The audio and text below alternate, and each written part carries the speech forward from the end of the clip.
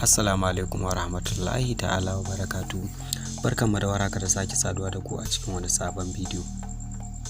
A yau ba tare da ɓata lokaci ba za mu nuna muku wani application mai abun mamaki, wato ta yadda za ka ga ka daɗe da goge hotunanka kuma gashi kana son ka dawo da wannan hotuna amma baka san ya za ka yi ba.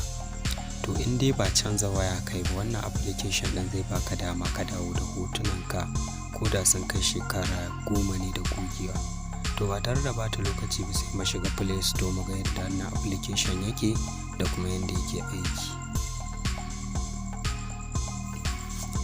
To idan muka shigo application shine wannan, idan ka zo kawai sai ka zo nan inda ake yin search sai ka rubuta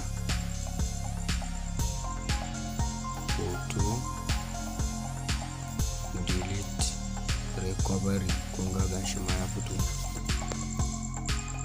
To kamar yadda kuke gani ga su nan 1 2 3 4 5 6, to mu zo mu ɗauki wannan na 7 ɗin. To kamar yadda kuke gani wannan application gashi nan sama da mutum miliyan 1 ne suka yi downloading ɗinsa, sannan plus 3 ya mutum sama da shekara 3 ma zai iya amfani da shi, sannan mutum 4,000 ne suka yi review akan wannan application ɗin. Kamar da yadda kuke gani gashi nan mutane suna ta yaba wannan application saboda abu ne a yi mai ban mamaki, ta yadda bayan ka daɗe da goge hotunanka kuma za ka iya dawo da su a cikin 'yan sakan-saka. To idan kuka zo a haka za ku danna installing. To da yake ni na riga na installing din shi, kawai zan ce open. Yanzu idan muka ce open zai baka dama ka yi allow ɗinsa. To kana yi kawai sai ka shiga nan quick scan.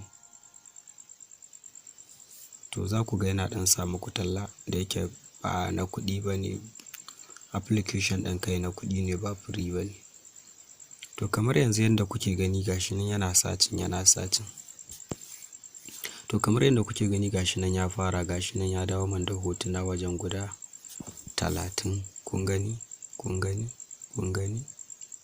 gani yanzu har ya dawo man da hoto guda 100 daidai. To yanzu haka zan iya taɓa nan ya nuna min waɗannan hotuna.